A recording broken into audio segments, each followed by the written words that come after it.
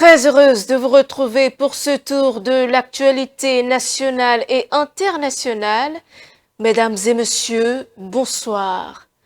Dans les titres de l'actualité, après 10 années passées à la tête du Bénin, Patrice Talon s'apprête à céder le pouvoir ce dimanche 24 mai. À Cotonou, l'heure est aux adieux. Ce jeudi, le chef de l'État a adressé un message à la nation dans lequel il a exprimé sa profonde gratitude au peuple béninois pour son soutien et sa confiance tout au long de ses 2 mandats.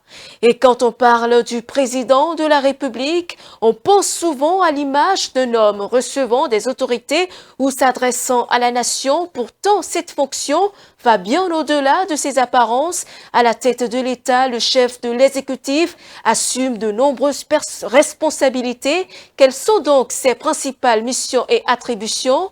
Éléments de réponse dans ce journal.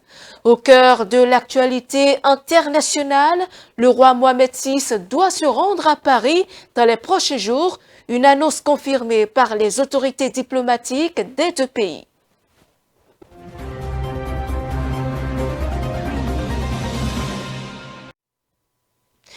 À 112 heures de la passation de pouvoir prévue ce dimanche, le président du Bénin, Patrice Talon, a adressé un message empreint de gratitude et d'émotion à l'endroit des Béninois, revenant sur 10 années de réformes et de chantiers engagés sous son magistère. Le chef de l'État a salué les efforts du peuple béninois. Il a également rendu un hommage à son épouse Claudine Talon pour son soutien constant et exprimer sa confiance en son successeur Romuald Wadani, qui l'invite à poursuivre les efforts de développement et de rayonnement du Bénin. Plus de détails dans ce récit de Romaric Dossa. À quelques jours de l'investiture du président élu Romuald Wadani, prévu le dimanche 24 mai 2026, le président sortant Patrice Talon a adressé un message solennel à la nation béninoise. Dans cette déclaration, il marque la fin de son mandat et l'ouverture d'une nouvelle étape politique pour le pays. Dans son discours, Patrice Talon revient sur les 10 années passées à la tête de l'État. Il évoque un parcours marqué par des réformes importantes, des chantiers structurants et une volonté constante de moderniser l'administration et de renforcer le développement socio-économique du Bénin. Il insiste sur le fait que ces avancées sont le résultat d'un effort collectif impliquant l'ensemble des Béninois, qu'ils soient en ville, en campagne ou dans la diaspora. Le président sortant reconnaît également que ce chemin n'a pas été simple. Il évoque une décennie parfois difficile, faite de défis et d'obstacles, mais aussi de progrès et de transformation profonde de l'action publique. Au-delà du bilan, Patrice Talon exprime une forte gratitude envers les citoyens béninois. Il remercie particulièrement toutes celles et ceux qui ont contribué à l'accompagner durant son mandat, ainsi que ses proches et collaborateurs. Il adresse aussi un hommage personnel à son épouse, saluant son soutien constant tout au long de ces années de gouvernance. Dans la continuité de son message, il met en avant la transition à venir et exprime sa confiance en Romuald Wadani, qu'il présente comme le nouveau président du Bénin. Il estime que ce dernier aura la capacité de poursuivre et d'amplifier les efforts engagés pour conduire le pays vers davantage de progrès, de stabilité et de prospérité. Il appelle enfin les Béninois à se mobiliser autour du nouveau président dans un esprit d'unité nationale et de continuité de l'action publique afin de consolider les acquis et poursuivre la transformation du pays. Cette déclaration marque un moment important de la vie politique béninoise alors que le pays s'apprête à entrer dans une nouvelle phase de son histoire institutionnelle avec la prestation de serment du nouveau chef de l'État à Cotonou.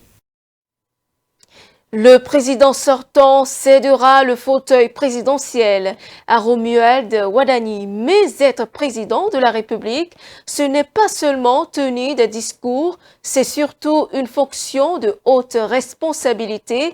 Chef de l'État, il veille au respect de la Constitution, assure le bon fonctionnement des institutions et incarne l'unité nationale. Quels sont donc le rôle et les attributions de chef d'État? Suivons. À l'image d'un capitaine qui dirige son navire, chaque pays est conduit par un chef d'État chargé d'assurer la stabilité et le développement de la nation. Le président de la République occupe ainsi une place centrale dans l'organisation de l'État. Il représente l'autorité suprême et veille à la protection des intérêts du peuple. Ses missions et ses pouvoirs dépendent cependant de la Constitution et du système politique de chaque pays. Au Bénin, État d'Afrique de l'Ouest, le régime politique est présidentiel et prévoit la présence d'un vice-président pour assurer la continuité du pouvoir en cas de vacances. Selon la Constitution béninoise, le président de la République détient le pouvoir exécutif. Il est à la fois chef de l'État et chef du gouvernement.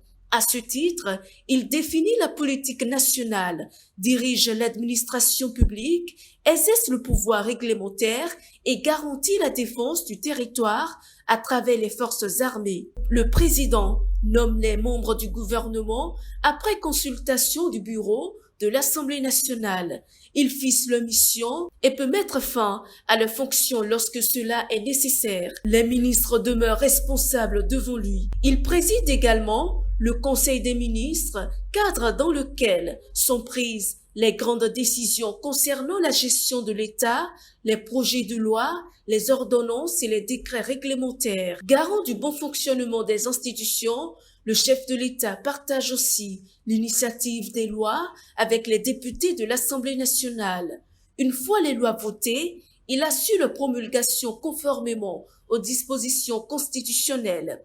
Il participe également à la composition de la Cour constitutionnelle en désignant 3 de ses 7 membres. Le rôle du président dépasse les frontières nationales. Il représente le Bénin dans les relations internationales, participe aux rencontres diplomatiques, signe des accords avec d'autres États et reçoit les ambassadeurs étrangers. Il incarne l'unité nationale et veille au respect de la Constitution ainsi qu'à la stabilité des institutions républicaines. En sa qualité de chef suprême des armées, il est également responsable de la sécurité nationale et de la protection des citoyens. En cas de crise ou de menace contre la nation, il peut prendre des décisions importantes dans le respect des lois en vigueur. Depuis la révision constitutionnelle de novembre 2025, le mandat présidentiel au Bénin est fixé à 7 ans renouvelables. Aujourd'hui, le président Romuald Wadagni assume cette haute responsabilité à la tête de la République du Bénin. Autre volet de l'actualité, la fermeture du projet Bénin-Tassi continue d'alimenter les débats au sein de l'opinion publique.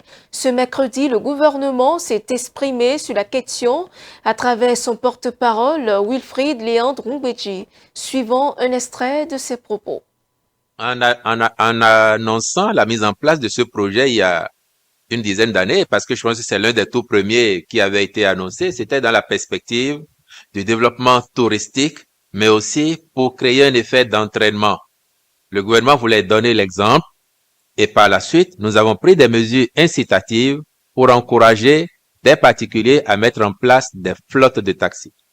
Et aujourd'hui, dans notre pays, vous en avez au moins 2 ou 3 qui sont compétitives par ailleurs. Et ça n'est pas la vocation de l'État de faire commerce. D'ailleurs, ça n'était pas à proprement parler du commerce puisque les conducteurs étaient des artisans. Et ils ont un contrat avec le gouvernement dans le cadre de la mise en œuvre de ce projet-là. Donc, c'est une clôture normale qui n'appelle aucune réflexion dans le sens de c'est parce qu'il y aurait eu faillite que le projet a été clôturé. Loin du tout. Et loin de là. Maintenant, vous posez une question toute personnelle que je vous prierai d'adresser au président Patrice Talon parce que en dehors de ce qu'il a pu dire, je pense le 28 juillet 2015 devant les jeunes, relatif à son regret de ne pas voir aboutir pendant qu'il est dans la charge notre projet ambitieux de construction de lycées techniques agricoles, d'écoles de métiers pour la mise en œuvre concrète de notre programme de l'enseignement technique et la formation professionnelle. Je ne sais pas s'il y a un autre point lié à l'action du gouvernement, pour parler ainsi, qui constituerait pour lui un motif d'insatisfaction majeure. Pour le reste, je crois que quand on regarde le bilan global, même s'il y a des points sur lesquels on n'a pas eu les résultats qu'on aurait escomptés. Quand on regarde le bilan globalement, il y a lieu d'être fier quand même d'avoir été le capitaine de l'équipe grâce à laquelle les Béninoises et les Béninois dans leur ensemble ont réalisé ces grands pas. Oser s'offrir un agneau de sacrifice, je dirais propitiatoire, pour que le Bénin soit définitivement sauvé de ses vieux démons, n'est pas rien. Et ça me fait dire, vous devez le penser aussi, que si même le diable venait à prendre la conduite de notre pays dans 50 ans ou dans 100 ans, je pense qu'il dira que au Bénin désormais, il y a des choses qu'on ne peut plus faire. Rien que ça, c'est un motif de grande satisfaction, de sorte que les insatisfactions peuvent se noyer dans le bilan global qui en lui-même est très satisfaisant de l'avis même de nos concitoyens et des observateurs d'ailleurs qui regardent le Bénin et qui voient comment en quelques années nous avons fait de grands bonds en avant. En interactualité, une nouvelle épidémie d'Ebola a été déclarée en République démocratique du Congo. Plusieurs dizaines de cas ont déjà été recensés avec de nombreux décès enregistrés. La RDC demeure l'un des principaux foyers de cette maladie et une nouvelle souche de contamination y a été identifiée. À ce stade, aucun vaccin n'est encore disponible contre ce virus. Le reportage. En République démocratique du Congo, la récente épidémie d'Ebola a fait plus d'une centaine de morts. S'il existe bien un vaccin contre la souche Zaïre qui est plus courante, l'épidémie actuelle est due à la souche Bundibugyo pour laquelle il n'existe aucun vaccin pour l'heure.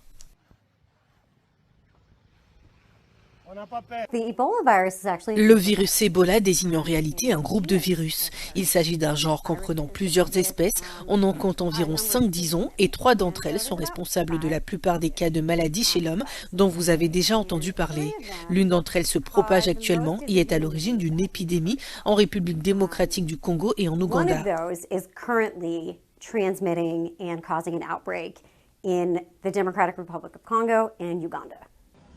Depuis l'annonce de cette récente épidémie, des mesures de prévention ont été prises pour ralentir la propagation du virus. L'OMS a déclenché son second niveau d'alerte le plus élevé. Essentially, what's being done is really solid boots on the ground epidemiology. Des efforts sont actuellement déployés pour déterminer le degré de recoupement entre les souches Zaïre et Bundibugyo. L'objectif est ainsi d'évaluer l'efficacité potentielle du vaccin dont nous disposons dans le cadre de cette épidémie et de tout mettre en œuvre pour empêcher que celle-ci se propage davantage.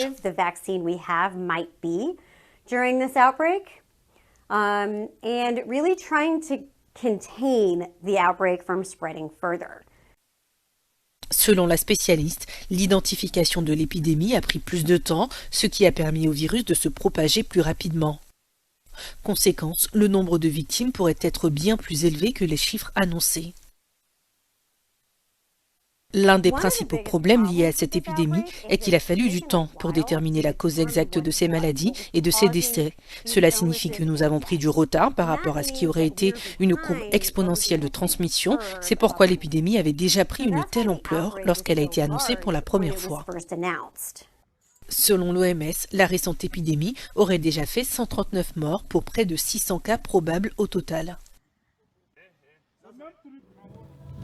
Réunis à Rabat dans le cadre de la deuxième conférence ministérielle sur le maintien de la paix dans l'espace francophone, le Maroc et la France sont affichés une convergence stratégique au thème de cette rencontre. Il a été annoncé la prochaine visite du roi Mohamed VI à Paris. Ces deux points majeurs ressortent des échanges entre les représentants des deux pays. C'est après moi.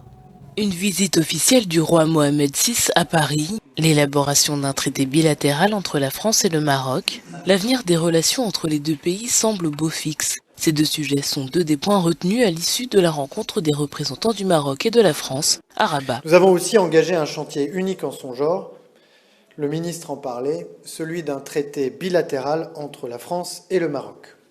Pour le Maroc comme pour la France, Rares sont les pays avec lesquels nous nous engageons dans une telle démarche. Pour ce qui concerne la France, il s'agirait du premier traité de ce type avec un pays non européen. Le chef de la diplomatie française effectue une visite officielle au Maroc afin de s'entretenir avec de hauts responsables et de coprésider avec le pays la deuxième conférence ministérielle sur le maintien de la paix dans les environnements francophones. Il y aura également une visite d'État du roi Mohamed VI en France. Cette visite sera marquée en particulier par un événement sans précédent, un traité franco-marocain qui constituera un accord politique, juridique et historique sans précédent entre les deux pays.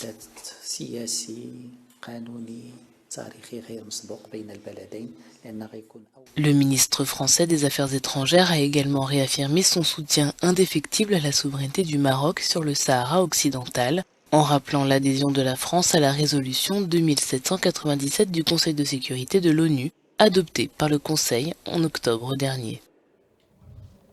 Et c'est la fin de ce journal. Merci de votre fidélité. Suivez-nous en continu sur speedlinetv.bj/live et sur nos différents canaux digitaux Facebook, YouTube et TikTok.